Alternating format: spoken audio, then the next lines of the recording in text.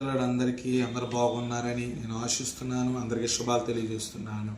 ఏదైనా మనం చూస్తూ ఉంటే జూలై 31వ తారీఖున మనం ఉన్నాం. రేపు మనం చూస్తూ ఉంటే ఆగస్టు 1న మనం చూస్తూ ఉన్నాం.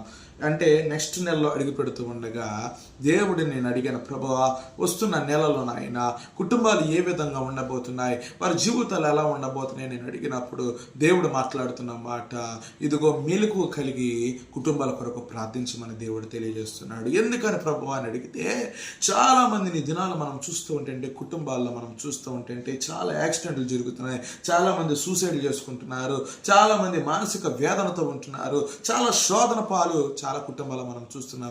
దారిని వెళుతూ ఉండగా యవనస్తుల సహితము కూడా మరణిస్తూ యాక్సిడెంట్లో చనిపోతూ బ్యానర్లకు ఎక్కుతూ ఉన్నారు. ప్రియబిడ్డలారా, నెలలు వస్తూ ఉండగా మీ కుటుంబంలో ఉండాల్సిన ప్రార్థన జీవితం ఎలా ఉండాలంటే, అయ్యా మా కుటుంబమే కానీ, నా బిడ్డలే కానీ, ఇదిగో నా భర్తే కానీ, అయ్యా నా భార్యే కానీ, నా కలిగిన బంధువులే కానీ ప్రభువా, వారందరూ కూడా నాయన శోధనలో పడకుండా నాయన మేము మెలకువ కలిగి ప్రార్థించే అనుభవం మాకు కలగజేయమని దేవుడిని అడిగితే, ఖచ్చితంగా నా దేవుడు శోధనలో పడకుండా నీ బిడ్డలేంటి, నీ భర్తనేంటి, నీ యొక్క భార్యనేంటి, నీ కలిగిన వారందరినీ కూడా దేవుడు కాపాడుతానని దేవుడు మాట్లాడు. వాక్యంలో ముందు మనం చూస్తూ ఉంటే మత్తయి సువార్తలోనికి వెళితే 26వ అధ్యాయంలో మనకు వెళితే 41వ వచనంలో దేవుడు మాట్లాడతాడు, మీరు శోధనలో ప్రవేశించకుండానట్లు మెలుగుగా ఉండి ప్రార్థన చేయడం. మరలా చదువుతున్నా చూడండి, మీరు శోధనలో ప్రవేశించకుండానట్లు మెలుగుగా ఉండి ప్రార్థన చేయుడి అని దేవుడు మాట్లాడుతున్నాడు. ప్రియ బిడ్డలారా, దేవుడు మాట్లాడుతున్నాడు.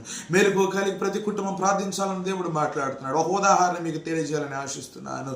ఒక ప్రాంతంలో ఒక గొర్రెల కాపరి ఉన్నాడు. ఆ గొర్రెలు మేపుతూ ఉన్నప్పుడు చాలా మటుకి ఎందుకు ఆ యొక్క గొర్రెలను ఎందుకు అంత జాగ్రత్తగా కాపరి చూసుకుంటాడంటే, ఏ మృగం ఎలా వస్తుందో తెలీదు, ఏ మృగం వచ్చి ఏ యొక్క ఆ గొర్రెని తినివేస్తుందో ఆ యొక్క కాపరి చూస్తూ ఉంటాడు, మెలుగు కలిగి చూస్తుంటాడు. ఒకవేళ కాపరి మెలుగుగా చూడకపోతే ఏ మృగం వచ్చి ఆ యొక్క గొర్రె పిల్లని తీసుకెళ్ళిపోతే అదెంతో శోధన, ఒక నష్టం కలుగుతూ ఉంటుంది.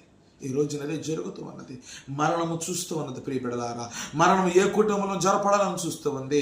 అనేక మంది కుటుంబాల్లో అనేక మంది బిడ్డలు బయటికి వెళుతూ ఉంటే మరణము చూస్తూ ఉన్నది, మరణము వేచి చూస్తూ ఉన్నది, మరణపు ఉచ్చివేసి అపాయము కలిగి అనేకమైన బిడ్డల మృంగాలను చూస్తూ ఉన్నప్పుడు దేవుడు మాట్లాడుతున్నాడు, ప్రభువా నా బిడ్డ శోధనలో పడకూడదు, ప్రభువా నా భర్త శోధనలో పడకూడదు, ప్రభువా నా తల్లిదండ్రులు శోధనలో పడకూడదు, ప్రభువా నా బంధువులు శోధనలో పడకూడదని నీ ప్రార్థన జీవితంలో మెలుగు కలిగి నువ్వు ప్రార్థించదువు కాక.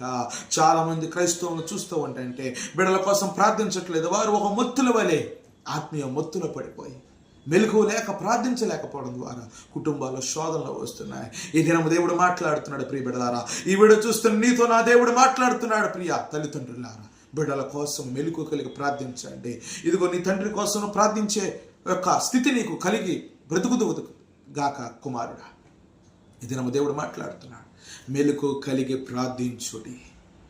నీ కలిగిన సమస్తమైన వారందరి కొరకు, నీ బంధువుల కోసం, ఈ లోకములో ఉన్న ప్రతి ఒక్క బిడ్డ కోసము, ప్రతి ఒక్క యవనస్తుల కోసము, ప్రతి విధమైన మన కలిగి ఉన్న బంధువుల కోసము, ఈ ప్రపంచము కోసము మనం ప్రార్థించాలి. ప్రభు ఆ శోధనలు ప్రతి కుటుంబంలో ఉండకూడదు, కానీ ఆనందమే కలగజే మనం ప్రార్థించేద్దాం.